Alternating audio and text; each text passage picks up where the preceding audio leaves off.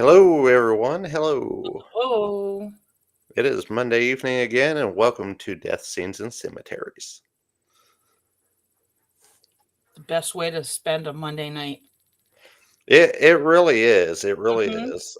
I enjoy it so much. This has become one of my favorite highlights of the week. Whereas, I get on here and talk about killers and deaths and this and that and stuff that fascinated me for so long. hmm I even took the time to write a serial killer novel in first person, so the fascination is real. Yes, I'm going to share us out. That's what I was working on as well. So I have that shared out, and to anyone that's watching on any of the other pages, groups, whatever we are sharing on, please remember this is an 18 plus show. We discuss graphic, content. We use Mm, adult language. So that is why it's 18 plus. That way, if there are littles around, you probably don't want to watch this just yet. If you ju- do, we still greatly appreciate you. Just tell them to leave the room. Um, Yes. And please go like our page also, too. yes, over at Raven Hollow Productions, you can find us over there. You can Mm, find us on YouTube and TikTok as well. We have all three now because the technology is there, so why not use it? Exactly. Why not? And Why? if you are in the Kentucky area this weekend, please go to Scarefest weekend. It is a great time. I think the weekend passes are sold, but there's still daily passes available. They have an awesome lineup. A lot of the big names and faces from Scream movies are there. Um, they have a ton of leather faces, Michael Myers, Jason Voorhees. They are doing group photo ops, which is just phenomenal. hmm Mr. They went Clive big this Barker's year. there, which is even bigger. I cannot get over how much I love that. Um, we have some of our favorites that are there almost every year, which is Stephen Tango from Ghost Hunters. Dave Schrader's back. Dustin Perry's back this year. You know, we have a ton of celebrities. Spirit Mechanics going to be hanging out in a certain capacity. You know, for those that can make it into town, which we Mhm. understand if people can't. But you'll see me. I'll be running around, going live and stuff on the Spirit Mechanics page, acting like a lunatic because that's how I am. Um, Sunday is Kids Day. I have a special treat for everyone on that day. If you want to find out what that treat is, you'll have to show up. It'll Yes, be worth it, I promise. it is worth it in every sense of the word. It is worth it. But they actually they went big this year, didn't they? They They went really big. did. There's over 100 celebrities. It's unbelievable. They have a celebrity guest hunt this year, but it's back this year. They have a couple of different bourbon testings, including one with Matthew Lillard from Scream and Mm, 13 Ghosts and all those awesome movies. Shaggy from Scooby Doo is yes. going to be drinking bourbon with people on Sunday night at 7 p.m. So And he has his own bourbon company too, I believe, doesn't he? I am not 100% sure on that. I want to say yes. I'm not 100% sure, but I want to say yes, he does. I'll have to look into that. And it's D&D based. Nice. So, Um, but yeah, go and support the local Lexington, Kentucky area too on that too. It's a great place with great people. and it's a It's ton of a hell of fun. a lot of fun. Oh I'm yeah, upset we're not going. Upset we're not going, but life lifed and it's okay. Next year. yes. Next See year. you then. I am in a different location tonight because my internet decided to crap itself. So here I am. I want to make sure that this show happened because I am so excited about our topics tonight, especially Mm-hmm. considering the movie and who I just mentioned being at Scarefest this year. Yes. Ugh. Yes, oh yes, oh yes. Other than that, I don't think there's any other announcements at the time, but if there are, we will tell you when we Mhm. remember them. Um, because memory is a thing. And right now, Yes. main thought is John Wayne Gacy, Yes, Mr. John Wayne Gacy. the one and only Oh, killer clown. yep, killer clown, Pogo extraordinaire. So we're going to start off with the man was a very intelligent, highly intelligent, 118 IQ alone. Um, Which at that time, it would probably be rated higher now because they it, changed the system a little bit. But of at that course, time, that was actually really high. So, yes. Um, there's the man. The man has very many facets about himself. Um, he knew how to hide it very well and hide it in plain sight for as long as he could. yeah. Um, which was if you talk to people in that Chicago area, they're just to this day they're still dumbfounded over him. They're like, he was the nicest guy. He was, into politics. I mean, he's got a picture with Rosalind Carter. I mean, he Yeah. got clearance to stand next to a first lady. So to just to see that and that happen is amazing. I mean, he worked in all kinds of committees. He, Mm-hmm. did birthday parties dressed up as clowns. He had two Yep. different clowns that he dressed up as. Um, he hired high school kids to work at the time and then an unexpected amount, which was $5 an hour. It doesn't seem a Mm-hmm. lot like now, but back in the 70s, that was a lot. It was a lot for those kids. A lot. For them to make $100 a week was unheard of because they didn't Yes. make that much at that time. So, So we can start off with his childhood. So his dad was a veteran and a heavy alcoholic. Um, he named John after John Wayne, the actor, obviously, because he wanted his son to be this manly archetype. Well, as life goes on, John was not seen as that from his father. He used to call him a sissy all the time. He used to call him dumb, stupid, never amount to anything. So it that alone weighs on your toll. And the other thing that not a lot of people talk about is that his father would go to work because an auto mechanic, would come home and spend an enormous amount of time in their family home basement drinking, and would absolutely say to his wife and to John's sisters and himself, don't come down to the basement. This is my time, basically. Like, don't come down here. I don't want you down here. Um, the sister would say that she would remember hearing dad speaking to people that weren't there and speaking in other voices out loud. So, so obviously we have a mental issue already starting in the family. Um, John was a character in himself. Um, he, I mean, and if he loved his mother was a real starch like supporter of him, but of course, mom did catch him once dressing in her underwear, and she belittled him too and said, "I will publicly humiliate you if you ever let this happen again." Did it happen again? No one's really. I haven't really found anything. probably he just didn't get caught. He probably just didn't get caught.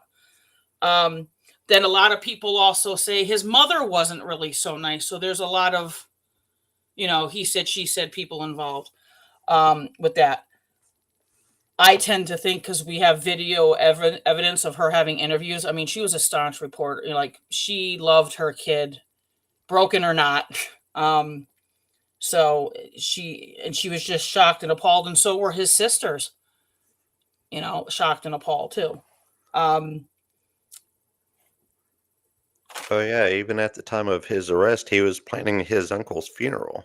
yes. So, the night that he killed Robert Priest, he actually left him in the bed went to the hospital to go visit his dying uncle, but he had already passed, and then Mhm. went and found his aunt and his cousin and stayed with them for a couple of hours or so before he left to go home. While leaving Robert dying and or possibly dead at that point in his house. Yeah. So I mean, he did. I will say this: he did love his family. I mean, he loved his neighborhood. He would close off like Fourth of July weekend. He would close down the whole street. That's the power that this man held, and would just feed everybody. Which is, to see the Jekyll and Hyde in him is amazing. Um, at one thing I did find interesting is that he did talk about briefly about blacking out while he committed these murders. At the age of 11, he did get smacked in the back of the head pretty hard by a swing as a kid. And he developed a blood clot that literally, like, he would be doing stuff and he would just black out and not remember sections of time. Um, they didn't discover this until he was 16 years old, and they treated it with medication, and it stopped at that point. So, I know he had a real tumultuous relationship, like I said, with his father. He dropped out of high school at 17. His father had bought him a car, and they were fighting over him using it or going somewhere, and he had just had fed up with it, and he ran away to Las Vegas. Just said, "I'm out," and left. Which you have to remember, in this time period, kids could just get on Greyhounds and go. There was no questions. Kids hitchhiked. There was no problems with that. Where opposed today, it would be like, probably questions would be asked Yeah. A and lot of probably questions would stopped. be asked. Um, so I found this interesting. Is while he was out in Vegas, he ended up getting a job working in a mortuary for a short time. Um, and then finally decided to come back home. And his sister noticed that he wasn't the same when he came home. So something really happened in that mortuary because he was around dead bodies. So Yeah. something happened that maybe freaked him out, and he came home. Or he developed that morbid fascination and it got him in trouble Mm-hmm. and he had to come home. Exactly. Which, with Gacy's personality, that seems more than likely than anything. Mm-hmm. Um, so he had a normal life. I mean, he got married, had 2 kids, um, a son and a daughter. Um, his father-in-law, which you'll find why I say this is funny, his father-in-law had a proprietorship of KFC. He was a manager of KFC, um, and was part of the JCs, which is a local, organization, which has a tie-in. Won't go into it very long here, but everybody needs to go see the Candyman and the Clown. You can find that on Amazon. Go watch it. It is very interesting. Of the similarities between him, where's his name? I have it. Dean Corell and him, the very similarities of what was going on in 2 sections of the Midwest at that point in time, which just makes you sit and go, about things, which is really interesting. So,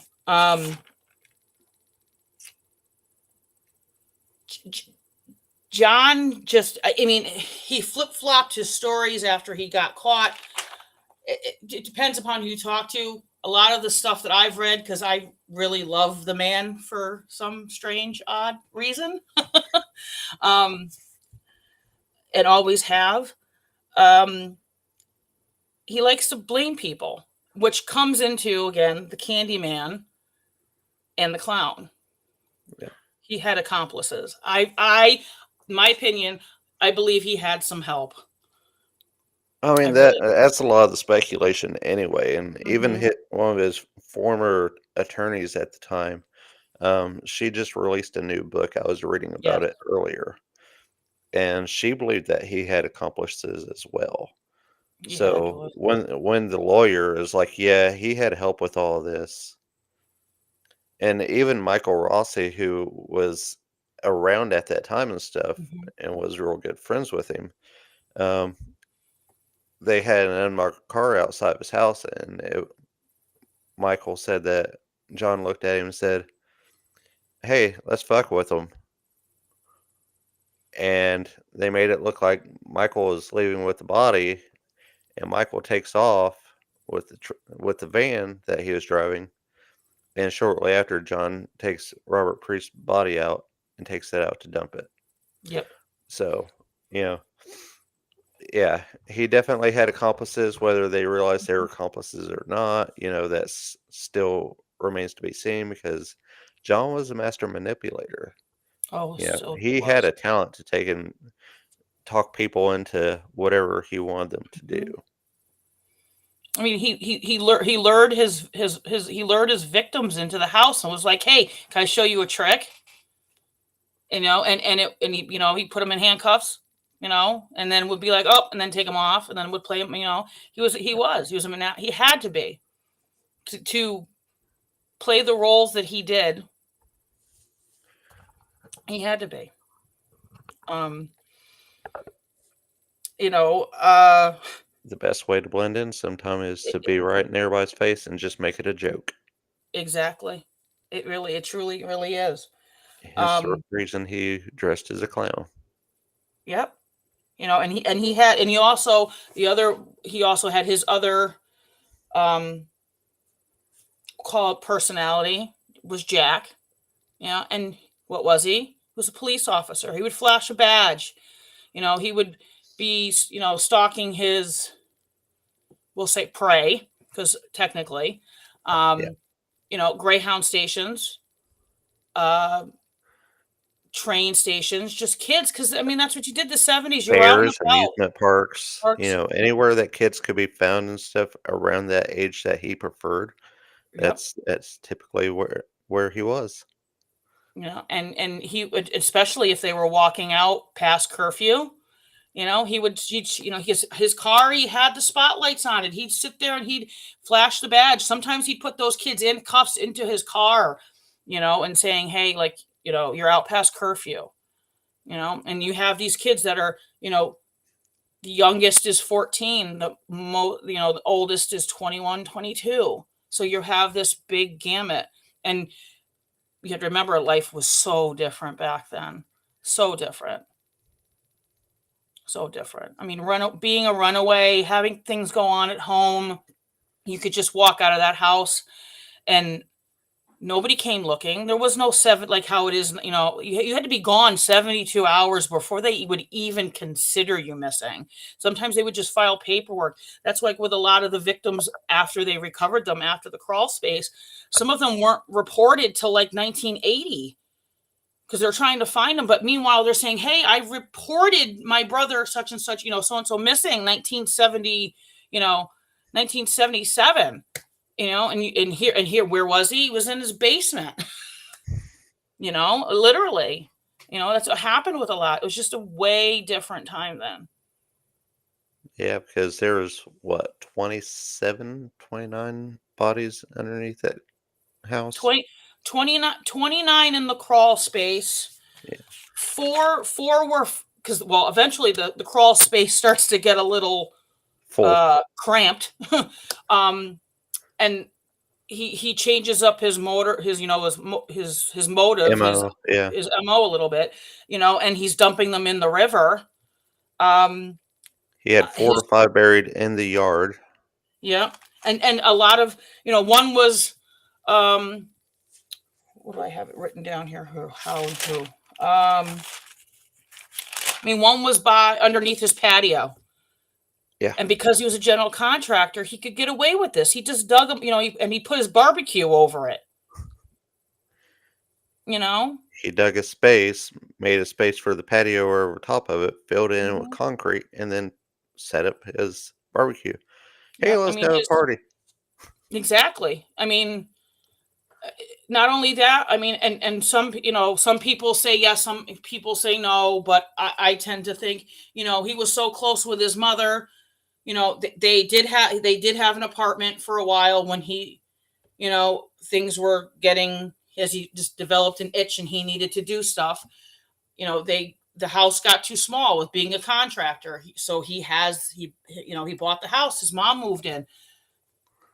There were people in that crawl space when mom was there and living Yeah. underneath her own feet. Yes, You sir, know. Keith. We are talking about Mr. Gacy. Yes. We sure are. Hi, Mark Lee. Thanks for stopping in. Thank you, Keith, for coming in. Um, I, I almost forgot to put the you know comments up to where we could see them. So, Oh yes. One I believe was buried under a bush in the backyard. One I know was definitely buried in his garage. I believe that's the one that he says that he accidentally killed on accident. That was one of his first. And he panicked because mom was living in the house. Where am I going to put any in the garage? Because what are you, general contractor? He knew what to do. He knew how to do it. I want to remodel this garage a little bit. Um, so you know, and they still have bodies that they have not Yes. put a name to this day. Yes. There's five boys that out of those five, I have it here. Let me look at it real quick. Out of the five, because they have a chart that you can go to. You can go to cookcountysheriff.org and you can pull it up. Um, of the five remaining, um, three of them, they have a very high chance of identifying because of one in particular is victim number 13. The trial witness that the testimony against that was John saying that I was helping digging the trenches or graves. You know, he and all these boys have DNA out there. I mean, they've all have it into the system. They all have it into GEDmatch. Um, that was actually going to be one of my things for this evening. Is if if you have family, this we're talking like I said, 1970s. We're talking the 70s. Um, Obviously, you just can't call up Cook County and say, "Hey, so and so, I think is a victim." Um, so they went all the victims are between the years 1970 to 79. Okay, and anywhere in the United States, because you have to remember it's a transient Chicago. It's a Greyhound station. It's a bus station. It's a train station. People hitchhiked. It was just like one of those places that you could just go. It's a big transient city. Um, obviously you have to be directly related to the missing person, preferably a blood relative. But one of the ones that were named in one of the, I think it was the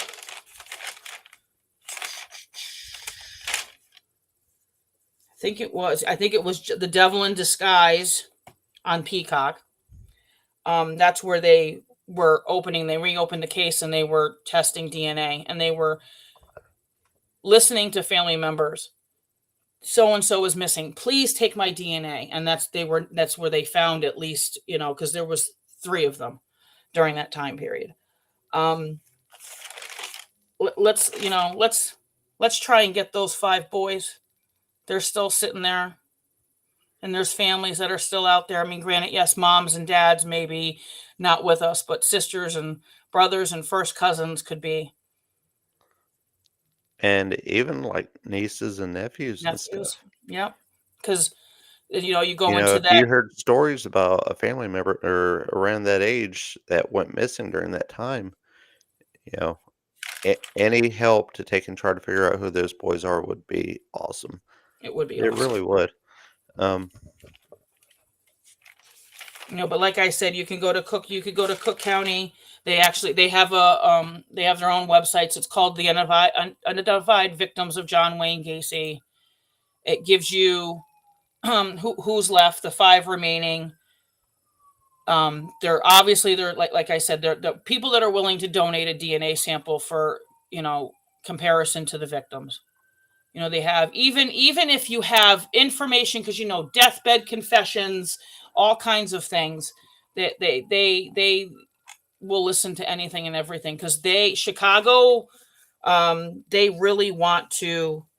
Jason Moran really wants to close these out. That's like his mission. He really wants to give these guys the dignity that they deserve. I mean, they have resting places, but it's just headstones that say we remember, with a date on it. Let's give those boys their with the names back. name on it too. Mhm. So, So anyone who had family within that area or went missing in that time period and stuff, please look into it. See if mhm. it's a possibility. See what you can find out, and let's try to get them. Let's get them home, Yep, so to speak. exactly. Uh, on a lighter note and a more fun note, Yes, since we drug that down as far as we could go, exactly. Without getting, because it just, that's why I tell everybody, if you want to know, there's so much out there about John. Just go watch it. There's so many. He granted so many interviews. There's so much information. There's so many books. Um, you yeah. know, For example, like John Wayne Gacy Defending a Monster is written by Judge Sam Amarante, and Sam Amarante was one of his defense lawyers. It yep. was his first defense case. Hmm. So, I mean, his obviously, he was put to death by lethal injection. They now have said that his famous last words were "kiss my ass," were not to the victims' families. It was actually to correctional officers in that building, in that room at that point. So the and actually, that still prosecutor, might even be an urban legend. So, exactly.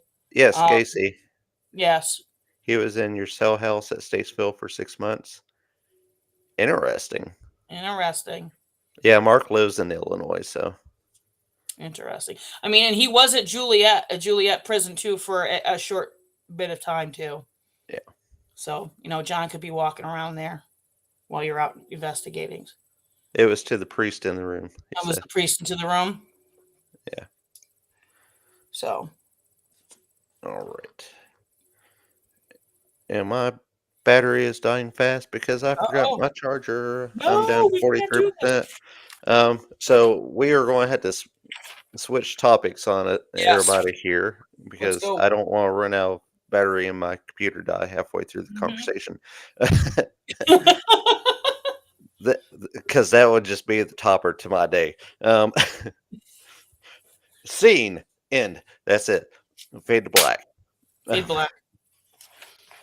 But our movie for the night that we want to discuss, and because it's right before Scarefest, and we mentioned Matthew Lillard, and it's such a fun movie. It's so cool because I adore this movie so much. Is 13 Ghosts, Mm, yes. and I'm talking about the remake, not the 1960s version. No, the remake, definitely the remake. There's definitely big differences.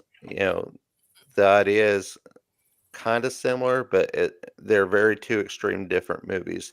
So honestly, other than the name, there's not a whole lot that's in common with these movies. So it's not really a fair comparison to call it a remake.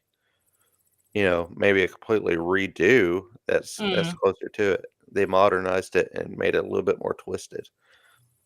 And honestly, the 13 Ghosts that we're most familiar with from the early 2000s has Tony Shalhoub, Matthew Lillard, Shane Elizabeth, you know, or Elizabeth Shana. I'm getting her name mixed No, up probably. everybody knows her from American Pie too. So Yes. Um, you know, they all did such a fabulous job in this movie. It was so well done.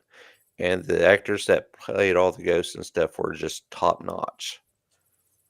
You know, oh, I agreed. don't know who played the Jackal. I need to look that up, but that character was just so much fun to watch because he's completely psychotic throughout the entire thing. Um, the Ryan Coon. Ryan Coon, yes. Ryan Coon. Um, I honestly think it's one of Matthew Lillard's best roles. You know, Agreed. he also did an awesome job in Criminal Minds as a serial killer training another serial killer, but that's a whole other day, a whole other conversation. Um, but yeah, this one was fun because it takes you from a family losing the mother figure. Hi, mom. Mm, Mom's in the comments. Losing their mother figure to a house fire to them ending up owning this home that was built by the father's uncle, basically as a trap to use them as a source to take and get what he wanted, which was ultimate information and immortality, basically. mm-hmm. Hi, Pam. Thanks for joining in. Um, and so he goes through this dark grimoire, which tells him how to build a machine to take and open the eye of hell. They use the Latin term, but that's literally what it is. Um, I think it was Oculus Infernum. Yes. Yes. Um, and so they had to capture 13 specific ghosts to take and fit the roles that were used. Thank Thank you. you for sharing to activate this machine. And the one that you open up with is the one that they call the Juggernaut. Mm-hmm. You know, the man had killed like 4 people in life. Hi, Dad. And then 40 some more after he had died.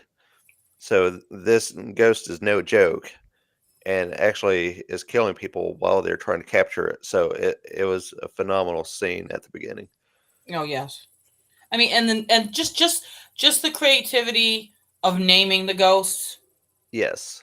I mean, everything. The way that it's shot, the way that the house is built. I mean, it's just all around, and it's. I mean, it really truly bombed at the box office. It really did. Yeah, It only it made was a total 68 flop. million, but it took 42 million to make it. So you know that it was a dud. Um, but as time has gone on, because I could say I was one of those that went and saw it, and I was like, "What did I just pay for?" But as time has gotten on and things have changed, it's slowly turned into a cult classic. It really has, and it's gaining momentum. Because I mean, at one point, I think they were even talking about resurrecting it and to make it into a TV series. At one point, They were at one point. yeah. And the ghost, if you're wondering, it was the firstborn son, the torso, the bound woman, the Hmm. withered lover, the torn prince, the angry princess, the pilgrimess, the great child and the dire mother, the hammer, the jackal, and the juggernaut. And everybody did such a spectacular job with their roles. They really did. And that's why I'm so glad it's starting to actually catch momentum because it really deserves it. Yes, it does. It was definitely an unsung hero amongst the horror movie, genre because it's not really a scary movie, but it still fits within the role. Yes. And one of my favorite scenes is definitely the death scene with the lawyer. Um, I'm not going to ruin it. You'll I, you'll have to well, go back and watch it. I won't do it. I won't do it. I promise. But it's interesting. We'll It say it that. was so great, especially since you really dislike this guy really fast. Mhm. Yeah. And still, one of my favorite quotes to this day is, "Did I say there's a petting zoo in the basement? No, there are ghosts in the basement." Yeah, Uh, such great. Such great. and Lillard delivers that in such an awesome manner. And then because like this is the thing that I was going to tell everybody to tie in besides Lillard because he plays Shaggy, obviously. But if you remember, Scooby Doo had a 13 Ghosts movie as well. Eh, they sure did. Yeah, they did. There was a series too, Mm-hmm. based on Scooby Doo and the 13 Ghosts. Yep. That was Scooby, Shaggy, Scrappy, and Daphne in that one Yes. most of the time. The other two were absent most of the time. They did show up every once in a while, but it was usually just those four. Yeah. And one of the things that I love is an Easter egg in that movie, and I have yet to figure out why. But you have Duncan Duncan MacLeod's dragon katana from Highlander in Cyrus's sword collection. You sure do. So Which all the rooms throughout the house are set up based on the ghosts that are stored in the basement. So mhm, as they get released, they have stuff that anchor them to the property beyond the seals that are throughout the house. They're on the floors, they're on the walls, mhm, the ceilings, everywhere. And, you know, the fact that they went that far with actually putting the scriptures and stuff and everything on the glass mhm. shows you how much detail they wanted to actually put in this film because they put a lot of actual love in this film. They Y- they y- did. I mean, you had Greg Nicotero from Walking Dead fame. You know Yeah, what I mean? And you had Robert Kurtzman doing the special effects. I yeah, mean, probably the Angry Princess is that I could look for a fun fact. I mean, the Angry Princess's makeup every day. This woman had to get in her chair 5 hours to get ready. 5 hours for her just her alone. and she was probably one of the least shot Hmm. ghosts in the entire film. So I think she only really had like 4 or 5 scenes that she was in, Mm, other than the very last scene. So yeah, and and and for those movie nerds like how I am, so the house was designed after the New York Museum of Science. yeah, So just to give you those little tidbits in behind, so that I mean they went to the utmost to make it visually appealing and make you just go wow with shooting it. Even though everybody didn't agree with that, because Robert Ebert, you know what he had to say. It was oh a yeah, pleasure to look at, but film wise, it was garbage. yeah. Ebert would say that, but Hmm. he was old and liked the classics, so Yep. you know, take that with a grain of salt. It's definitely worth a watch or a rewatch either way. Yes, I'm showing love to this movie. Don't worry, I'll find movies that I'll take and just tear apart. It'll happen.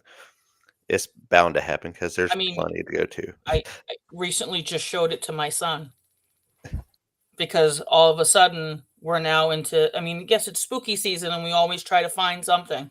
But I said I've got one for you, and he enjoyed it. Because it honestly does have an interesting plot. Because Hmm. you have all this that happens with the family leading up to them going to the house, and then you have everything that happens within the house, and you find out the twist at the end there that just ties it all together. So, Exactly. And then the next movie after that was Ghost Ship. Yeah, that was interesting too from them. Ghost Ship was fun, Yes. especially that beginning opening scene. Oof. It was actually one of my favorite scenes in the entire movie. Mhm. Yes, unfortunately, you Yes. missed our discussion about John Wayne Gacy, but it will still be up, so you can go back and listen to it. We actually talked quite a bit about his childhood, all the way up to his adulthood, and we skipped some of the more gory details, but we did discuss, the crawl space and everything. Because I really didn't want to go into how he took and killed Robert Priest while on air, because I'd like to stay on air. Um, Yeah. We didn't talk about his first stint in prison and what got him there yeah, either. So, but like I said, go watch The Candyman and the Clown. Go watch The Devil in Disguise. These are the newer ones that are out, and of course the Gacy tapes that's on Netflix, yeah. Netflix, Peacock, and Amazon. So it's definitely been a Mhm. fun conversation. I love these topics. I love talking about the things that we do. Um, Yes. a friend of mine suggested we make it a little bit more lively. Yes, he was in prison Yes. Joliet for a while, but when they executed him, he was in Statesville. Yes. So we have a little bit of time for some questions and some comments and all that stuff, which is always fun. I like doing that. I'm going until my computer starts blaring at me and says, "Hey, you need to stop," because it was at 43% earlier. It's at 27 now because my battery sucks. Um, it's mainly because the way I've got the laptop set up to run it pulls a lot, and then I've got the microphone and stuff plugged into it, so that pulls more.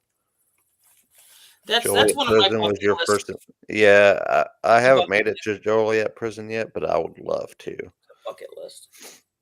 That would definitely be a fun spot to go to because I'm gonna walk in like I own the place. No, I'm joking. I never walk into locations like I own the place. Um, my whole point with any investigation is if you're respectful, you tend to get respect back. Mhm. So Well, I mean, now I just need to actually have my charger cable. I forgot my charger cable, and that's the issue I have. Because there's an outlet right here beside me, and that's why I chose the spot that I did. There's an outlet right here. I forgot my charger.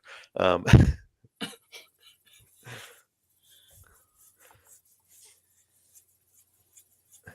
that definitely sounds good. And if I do get to make it and stuff, I will let you know so you can come back with me. Because I'll I'm drive sure I'll drive for that. I'll better yet, I'll fly in for that. I will fly to I'm sure Chicago. we would make it a party, every one of us. Um, because as we have mentioned on previous ones, we are both investigators. She works with Cobra Paranormal as well as Spirit Mechanics. I'm running my own team called Newsom Paranormal, and I work with Spirit Mechanics. And any other team that asks me to go along with an investigation, I'm there, th- just because that's how I am. Mhm. People discuss paranormal para unity. I just believe in common respect, and if somebody wants me involved in an investigation, I'm there. You know, we are all there to take and collect the Mhm. same evidence and see what we get. I'm not in it for the fame. I'm just there to collect evidence and see what I get. I'm there to Exactly. have a conversation with some, dead people. They are still people, though. So, Mhm. not to point out certain television celebrities, but they are still people. So treat them Exactly. with It's the some truth. respect. Um, um, I hope everybody has an awesome spooky season, though. It 2024 has been off the hook with everything that's going on. Hey, there's nothing wrong with not being on a team, but still loving to investigate. There's Exactly. There's tons of people out there that love to investigate, but don't really have a team. So it's, whoever they can go with when they can go. Mhm. I was like that for a while, and I tried a couple of different teams. I was like, screw it, I want to start my own team. And half time it's me out with other people or other teams, or, you know, like Global Ghost Hunt back in May, I took and drugged my son out to Cemeteries. Now we're going off the bus, and I was like, "Hey, we're going on an adventure. Hop in." What? And What? off Were you we went. taking me? Uh, What? What? and so that's the type of dad I am. Um, Going on vacation in Gettysburg and taking the kids out to investigate at the Sykes Covered Bridge, and then in the middle of a freaking parking lot in the middle of Gettysburg, Why not?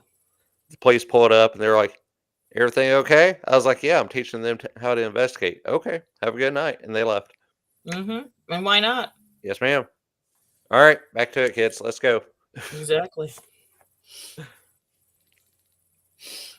Nice. Who's That's making it awesome. for you, Pam? Pam says she's having a spirit box made. Ooh. Yeah, mine's somewhere around here. I In the have two SB7s now. Oh, good stuff. Yeah. Hello, Jennifer House. Thank you for joining. We are actually getting close to the end here, but we still appreciate that you stopped in to say hi and give us a shout and watch. And thank you, Mom. Yeah, they do love investigating with me. We always have fun.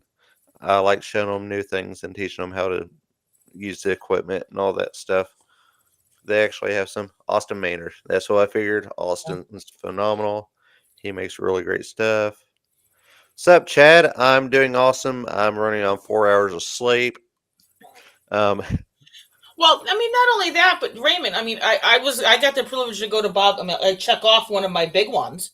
yeah, You know, we went to to Mackey's. Bobby Mackey's. I mean, and investigating with Raymond, he makes it fun. Like it's not like so serious. Like we need to get this, and we need to do it this way, and we need to do that. Like it's fun. It's way it's supposed to be. Amy, it's okay you joined late. Thank you for joining Yep. regardless. Greatly appreciate you showing up. Amy is a coworker. Chad is a coworker. I appreciate y'all's support. I really do. Um, Especially with my crazy adventures here. My Mm. battery is kicking into battery saver there. It's getting mad at me. Keith had to jump. It looks like And we're he's going to gonna have to be show. jumping too because, Yes. unless you want to see a black screen, which is going to happen probably in the next 2 minutes, we are going to have to call it for the night. Thank you all so much for joining us. Thank Um, you. Next week, we have a very fun show. We're still not spilling the beans on that because we want it to be a surprise, especially right after Scarefest and right before Halloween. It's going to be an awesome, awesome show. So, thank you all again for coming in. Thank you for Yes. hanging out. Thank you so much. It's always great seeing you two, Pam. Pam's an awesome person. She's a card reader. She's sensitive. She's phenomenal. She really is. Um, but thank you all. Have an awesome night, and we will catch you next Monday on Bye.